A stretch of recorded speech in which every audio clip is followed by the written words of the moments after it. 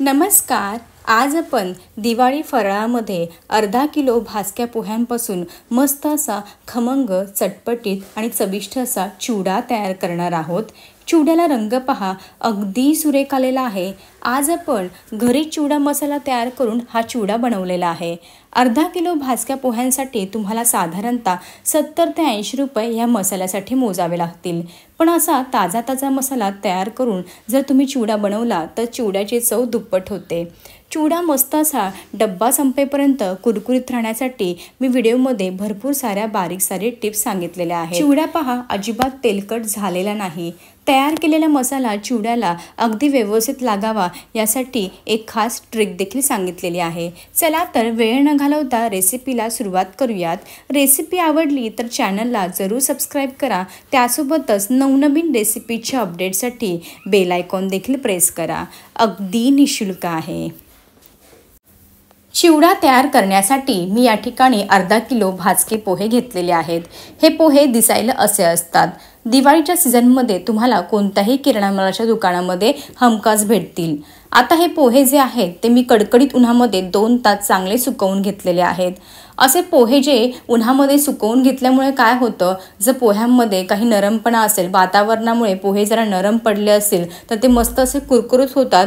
पुन्हा आपल्याला गॅसवरती भाजायची गरज लागत नाही. त्यामुळे लक्षात ठेवा, एकतर तुमच्याकडे ऊन नसेल तर तुम्ही हे थोडे पोहे कढईमध्ये घालून थोडेसे गरम करून घ्या. फक्त लक्षात ठेवायचं, पोहे गरम करताना भाजताना त्याला जास्त डाग पडू द्यायचे नाहीत. हलकेसे गरम करून घ्यायचं आहे. फक्त आपल्याला पोहे हाताला गरम लागले पाहिजे इतपतच गरम करून घ्या. जर तुम्हाला थोडे पोहे गरम नसतील करायचे तर 1-2 तास कडकडीत उन्हामध्ये सुकवून घ्या. या दोन्हींपैकी तुम्ही कोणतीही पद्धत वापरू शकता. मी आज हे पोहे उन्हामध्ये सुरुवातीला सुकवूनच घेतलेले आहेत. आता या पोह्यांमध्ये भरपूर चुरा असतो, भुगा असतो. त्यामुळे आपल्याला हे घेतलेले पोहे थोडे करून चांगले चाळून घ्यायचे आहेत. हे पहा, या पद्धतीने ताटामध्ये किती भुगा पडला आहे. बऱ्याच वेळा काय होतं, हे पोहे वजनाने हलके असतात. त्यामुळे बरेच दुकानदार काय करतात, छोटे खडे यामध्ये मिक्स करतात वजन वाढण्यासाठी. त्यामुळे पोहे असे स्वच्छ चाळून घेतल्यानंतर निवडून सुद्धा घ्यायचे आहेत. म्हणजे काही मातीचा कण असेल किंवा दगड असेल तर तो खाताना आपल्याला लागणार नाही. चला तर याच पद्धतीने घेतलेले सर्व अर्धा किलो पोहे आपण स्वच्छ चाळून घेऊयात. त्यानंतर निवडून देखील घेणार आहोत. अशा प्रकारे सर्व अर्धा किलो पोहे मी चाळून घेतले आणि निवडून देखील घेतलेले आहेत. आता अर्धा किलो पोह्यासाठी मी या ठिकाणी साधारणतः 100 ग्रॅम मका पोहे वापरणार आहे. तुम्ही या मका पोह्यांचं प्रमाण तुमच्या आवडीनुसार कमी जास्त करू शकता. आता चिवडा म्हटल्यावरती फक्त मीठच बेताने घालायचं आहे आणि हळद बेताने घाला. बाकी सर्व जे साहित्य आहे तुम्ही तुमच्या आवडीनुसार कमी जास्त करू शकता. आमच्याकडे चिवड्यामध्ये मक्याचे पोहे जास्त आवडतात. त्यामुळे मी या ठिकाणी थोडे जास्तच मक्याचे पोहे घालणार आहेत. आता या मक्याच्या पोह्यांमध्ये सुद्धा भरपूर ठिकाणी चुरा असतो, भुगा असतो. त्यामुळे ते देखील चाळून घ्यायचे आहेत. हे पहा, मक्याच्या पोह्यांमध्ये सुद्धा चुरा निघालेला आहे. आता सुरुवातीला आपण हे मक्याचे पोहे तळून घेऊयात. आता चिवड्याचं सर्व साहित्य तळण्यासाठी अशी मोठी कढई घेतलेली आहे. कढईमध्ये तेल घातलेलं आहे. तेल चांगलं कडकडीत गरम होऊ द्यायचं आहे. त्यानंतरच हे मका पोहे तळून घ्यायचे आहेत. मका पोहे तळताना अजून एक काळजी घ्यायची आहे. एकदम जास्त मक्याचे पोहे तेलामध्ये घालायचे नाही. अशी मूड भरून मक्याचे पोहे तेलामध्ये घाला आणि तळून घ्या. म्हणजे काय होतं, एकसारखे ते व्यवस्थित तळले जातात आतपर्यंत आणि मस्त फुलतात देखील. हे पहा, मक्याचे पोहे तळून मस्त असे टम्म फुगलेले आहेत. एका ताटामध्ये काढून घेऊयात. याच पद्धतीने उरलेले सर्व मक्याचे पोहे मी तळून घेणार आहेत. हे मक्याचे पोहे थोडेसे चिवड्यामध्ये घातल्यामुळे ह्याची चव आणखी वाढते. तुम्ही तुमच्या आवडीनुसार मक्याच्या पोह्याचं प्रमाण कमी जास्त करू शकता. हे पहा, अशा प्रकारे सर्व मक्याचे पोहे मी तळून घेतलेले आहेत. आता हे तळलेले मक्याचे पोहे लगेच भाजक्या पोह्यांमध्ये घालायचे नाहीत. आपण ते नंतर घालणार आहोत. याचं कारणसुद्धा मी नंतर तुम्हाला सांगणार आहे. आता इतर सर्व साहित्य तळून घेऊयात. अर्धा किलो भाजक्या पोह्यांसाठी मी या ठिकाणी आपली आमटीची जी वाटी असते त्या वाटीने साधारणतः 1 वाटी कच्चे शेंगदाणे घेतलेले आहेत. आता हे शेंगदाणे आपल्याला अगदी मध्यम गॅसवरती मस्त असे आतपर्यंत खरपूस तळून घ्यायचे आहेत. चिवड्यामध्ये शेंगदाणा खाताना अगदी खरपूस लागला पाहिजे. त्यामुळे लक्षात ठेवा, शेंगदाणे अजिबात कच्चे राहिले नाही पाहिजे. मस्त असे आतपर्यंत तळून घ्या. आता शेंगदाणे व्यवस्थित तळले हे कसं ओळखावं? शेंगदाण्याचं जे वरचं टरफलं असतं, शेंगदाणा जो असतो त्याला तडा जातो, टरफलं थोडंसं मोकळं होतं, त्यासोबतच मस्त असा हलकासा रंग देखील बदलतो. जेव्हा असं होतं ना तेव्हा समजावं आपले शेंगदाणे खरपूस भाजून तयार आहे. आता हे भाजून घेतलेले 1 वाटी शेंगदाणे एका ताटामध्ये काढून घेऊयात. आता हे तळून घेतलेलं सर्व साहित्य आपण लगेच पोह्यांवरती घालणार नाहीये, त्यामुळे हे सर्व साहित्य एका मोठ्या ताटामध्ये मी काढून घेणार आहे. चला तर मस्त असे खरपूस शेंगदाणे तळून तयार आहे, ताटामध्ये काढून घेऊयात. आता ज्या वाटीने आपण शेंगदाणे मोजून घेतले आहेत ना, अगदी त्याच वाटीने सुक्या खोबऱ्याचे एकदम पातळ पातळ मी बारीक काप कापून घेतलेले होते. ते सुक्या खोबऱ्याचे काप देखील तेलात घालायचे आहेत आणि खरपूस मस्त असा हलकासा रंग बदलेपर्यंत तळून घ्यायचे आहेत. मी तुम्हाला पुन्हा या ठिकाणी सांगते, हे जे उरलेलं जे साहित्य आहे चिवड्याचं, ते तुम्ही तुमच्या आवडीनुसार कमी जास्त करू शकता. तुम्हाला जर खोबरं चिवड्यामध्ये कमी आवडतच नसेल तर थोडंफार कमी घाला, काहीच हरकत नाही. शेंगदाणे जास्त आवडत असतील तर शेंगदाण्याचं प्रमाण वाढवा. तुमच्या आवडीनुसार हे सर्व कमी जास्त तुम्ही करू शकता. हे पहा, खोबरे मस्त असे तळून तयार आहे. हलकासा रंग बदललेला आहे. अगदी ह्याच रंगावरती तळून घ्यायचं आहे. यापेक्षा जास्त डार्क रंग होऊ द्यायचा नाही, नाहीतर काय होतं, तुमचं खोबरं कडवट लागू शकतं जास्तच ते तळल्या गेल्यामुळे. आता हे तळून घेतलेलं खोबरं देखील ताटामध्ये काढून घेऊयात. आता ज्या वाटीने खोबरं आणि शेंगदाणे मोजून घेतले, अगदी त्याच आमटीच्या वाटीने मी 1 वाटी भाजक्या डाळ्या ह्या ठिकाणी घालून घेत आहे तेलामध्ये. याला पंढरपुरी डाळ किंवा भाजक्या डाळ्या असे देखील म्हटले जाते. फुटाण्याची डाळ देखील म्हणतात काही भागांमध्ये. आता ह्या डाळ्या आधीच भाजलेल्या असतात, त्यामुळे जास्त देखील डार्क रंगावरती तळायचे नाही. अगदी काही 1 मिनिट किंवा अर्धा मिनिटात मस्त असे तळून तयार होतात. जास्त देखील डार्क रंग होऊ द्यायचा नाही. चला तर डाळ्या देखील तळून घेऊयात. हे पहा, डाळ्या देखील मस्त अशा तळून तयार आहे. आता हे तळून घेतलेल्या डाळ्या देखील सर्व साहित्य काढून घेतलेल्या ताटामध्ये काढून घेऊयात. आता हे सर्व साहित्य तळून झाल्यानंतर एक्स्ट्राचं तेल ताटामध्ये आलं ना तरी काहीच हरकत नाही, कारण आपण हे सर्व साहित्य शेवटी पोह्यांमध्येच घालणार आहे. जरी एक्स्ट्राचं थोडंफार तेल आलं तर ते मस्त असं पोह्यांना लागणार आहे, त्यामुळे त्याची काळजी अजिबात करू नका. अशा प्रकारे सर्व भाजलेल्या डाळ्या ताटामध्ये मी काढून घेतलेल्या आहेत.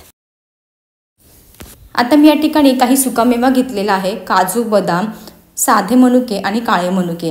आता यामधलं साधे मनुके आणि काळे मनुके तळून घेणार नाही, फक्त काजू आणि बदामच तळून घेणार आहे. आता काजू बदामचे बारीक बारीक तुकडे सुद्धा करू शकता. मी 2-2 भागांमध्ये हे कट करून घेतलेले आहेत. आता हे घेतलेले काजू बदाम देखील मस्त असे खरपूस रंगावर तळून घ्यायचे आहेत. तळून घेतलेले काजू बदाम प्लेटमध्ये काढून घेऊयात, ताटामध्ये काढून घेऊयात. आता मी सुरुवातीला सांगितल्याप्रमाणे मनुके तळून न घेता असे कच्चेच घालणार आहे, कारण मला हे असेच आवडतात. आता आपल्याला या ठिकाणी भरपूर मस्त असा स्वच्छ धुवून घेतलेला आणि सुकवून घेतलेला कढीपत्ता घालायचा आहे. जी आमटीची वाटी होती ना, अगदी त्याच वाटीने मी अगदी दाबून दाबून कढीपत्ता भरला आणि मस्त अशी 1 वाटी कढीपत्ता मी तेलामध्ये खरपूस तळून घेणार आहे. आता लक्षात ठेवा, कढीपत्ता अगदी मस्त असा खरपूसच तळून घ्यायचा आहे. कढीपत्ता जेव्हा तळला जातो ना तेव्हा त्याचा असं मस्त खळखळ खुळखुळ्यासारखा आवाज येतो. अगदी तसा जेव्हा आवाज येतो ना तेव्हा समजावं आपला कढीपत्ता मस्त असा तळून तयार आहे. ही खास टिप्स आहे, लक्षात ठेवा. जर तुम्ही कढीपत्ता अर्धवट तळून घेतला, व्यवस्थित तळला गेला नाही, तर तो असा अर्धवट तळलेला कढीपत्ता चिवड्यामध्ये घातल्यामुळे चिवडा काही दिवसांनी नरम होण्याची शक्यता असते. त्यामुळे लक्षात ठेवा, अगदी मस्त असा खरपूसच कढीपत्ता तळून घ्यायचा आहे. आता हा तळून घेतलेला कढीपत्ता देखील आपण ताटामध्ये काढून घेऊया. आता मी या ठिकाणी पाववाटी मिरच्या एकदम बारीक बारीक कट करून घेतलेल्या आहेत. या बारीक बारीक कट करून घेतलेल्या मिरच्या देखील तळून घ्यायच्या आहेत. आता मिरच्या तळताना त्या कशा तळायच्या, मस्त अशा कुरकुरीत होईपर्यंत तळून घ्यायच्या आहेत. अशा कुरकुरीत झालेल्या मिरच्या चिवडा खाताना दातांमध्ये किंवा खाताना लागल्या ना तरी सुद्धा खूप छान लागतात.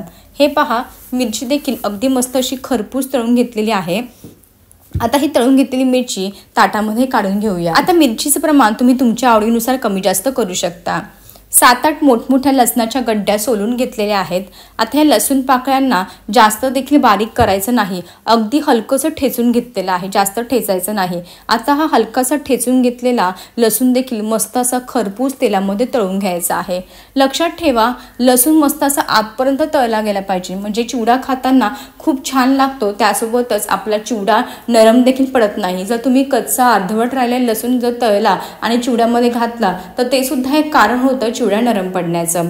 मस्त असा हलकासा लालसर रंगावरती लसूण देखील तळून घेतलेला आहे. एका ताटामध्ये काढून घेऊयात.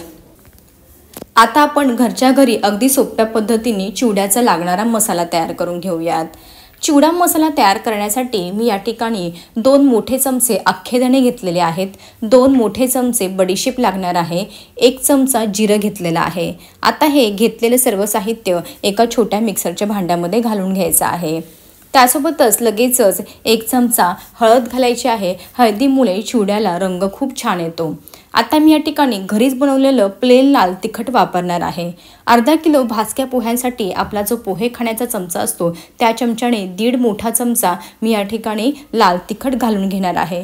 तिखटाचे प्रमाण तुम्ही तुमच्या आवडीनुसार कमी जास्त करू शकता। सुरुवातीला आपण या ठिकाणी बारीक मिरच्या देखील कापून घातलेल्या आहेत आणि आता लाल तिखट सुद्धा घालत आहे। त्यामुळे आपला मस्त असा मध्यम तिखटाचा चिवडा तयार होणार आहे। आता या ठिकाणी अगदी पाव चमचा लिंबू सत्व घालायचं आहे। आता हे लिंबू सत्व तुम्हाला कोणत्याही किराणा मालाच्या दुकानामध्ये आवश्यक भेटेल।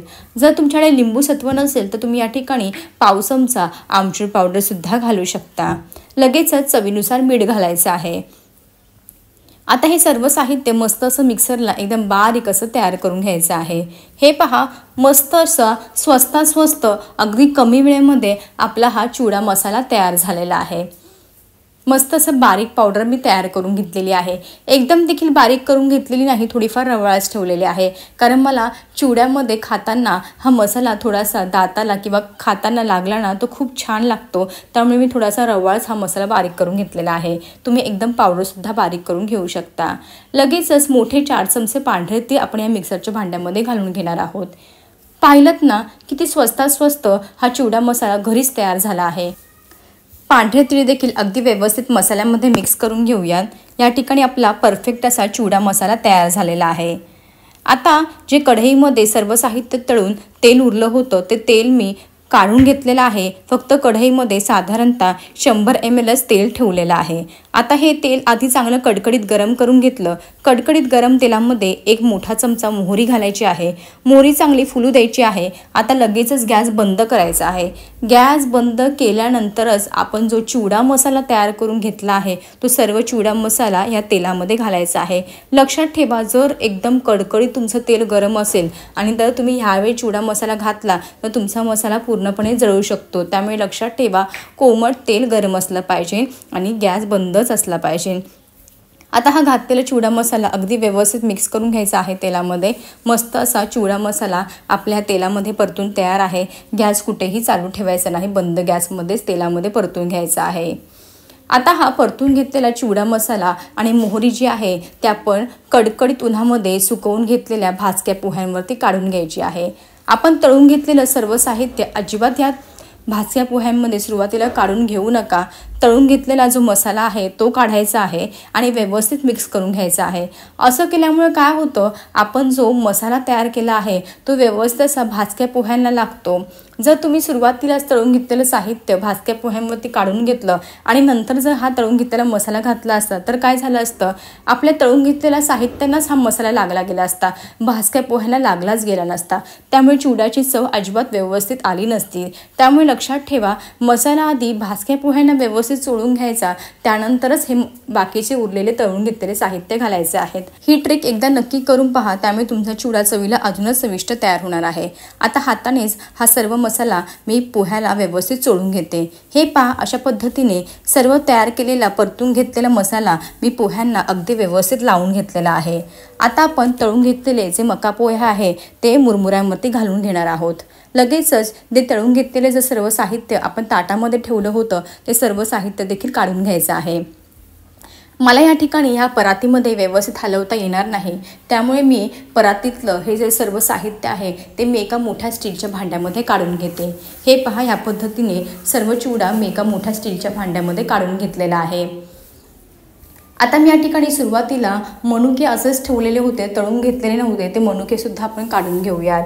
काळे मनुके आणि साधे मनुके या ठिकाणी वापरत आहे। व्यवस्थित मिक्स करून घ्यायचं आहे मनुके देखील चिवड्यामध्ये। आता आपला चिवडा अजूनच चविष्ट तयार व्हावा यासाठी मी पोहे खाण्याचा जो चमचा असतो त्या चमच्याने 6 ते 7 चमचे पिठी साखर यामध्ये घालून घेणार आहे। अशी थोडीशी पिठी साखर घातल्यामुळे चिवड्याची चव आणखीच वाढते। आता ही घातलेली पिठी साखर सुद्धा अगदी व्यवस्थित मिक्स करून घ्यायची आहे। हे पहा या पद्धतीने. आता हे घातलेले सर्व साहित्य चिवड्यामध्ये अगदी व्यवस्थित मिक्स होणं फार गरजेचं आहे. अशा पद्धतीने चांगलं मिक्स करून घ्या. आता या चिवड्यामध्ये मी घरीच तयार केलेली तिखट लसूण शेव यामध्ये ॲड करणार आहे. शेव चांगली चुरून घेतलेली आहे. ही बारीक शेवसुद्धा 1 प्लेट यामध्ये ॲड करत आहे. त्यामुळे चिवडा मसाला खाताना अजूनच चविष्ट लागतो. ही शेव घालणं ऑप्शनल आहे. मी घरीच तयार केलेली शेव वापरत आहे. या शेवची रेसिपी जर तुम्हाला हवी असेल तर आधीच मी रेसिपी अपलोड केलेली आहे. शेवच्या रेसिपीची लिंक तुम्हाला मी डिस्क्रिप्शन बॉक्समध्ये देत आहे. हे पहा या पद्धतीने घातलेली एक मोठी प्लेट शेव देखील अगदी व्यवस्थित चिवड्यामध्ये मिक्स करून घेतलेली आहे. तुम्ही हा चिवडा जो आहे तयार केलेला तो मिक्स करण्यासाठी एक मोठं भांडं वापरा. त्यामुळे काय होतं, चिवडा अगदी व्यवस्थित मिक्स होतो. आता मी हा जो मोठा टोप आहे तो मस्त असा खालीवर करत आहे. त्यामुळे पहा अगदी व्यवस्थित आपलं हे सर्व साहित्य चिवड्याला लागतं आणि अगदी व्यवस्थित असा मिक्स होतो. या ठिकाणी आपला अर्धा किलो भाजक्या पोह्यांचा मस्त असा चटपटीत आणि अगदी चविष्ट असा चिवडा तयार आहे. तुम्हाला मी थोडा चिवडा हातावर घेऊन दाखवते. चिवडा अजिबात तेलकट झालेला नाही, मस्त असा कुरकुरीत तयार झालेला आहे आणि अगदी डब्बा संपेपर्यंत कुरकुरीतच राहणार आहे, अजिबात नरम पडणार नाही. कारण या चिवडा बनवताना मी भरपूर साऱ्या बारीक सारे टिप्स तुम्हाला सांगितलेल्या आहेत. सुरुवातीला आपण जे भाजके पोहे आहे ते सुद्धा 2 तास कडकडीत उन्हामध्ये सुकवून घेतलेले होते. त्यामुळे चिवडा नरम पडण्याची अजिबात शक्यता नाही. कशी वाटली तुम्हाला माझी आजची रेसिपी? आवडली असेल तर जरूर करून पहा. असेच भेटूया एका नवीन रेसिपीसोबत. तोपर्यंत मस्त खा आणि हेल्दी रहा.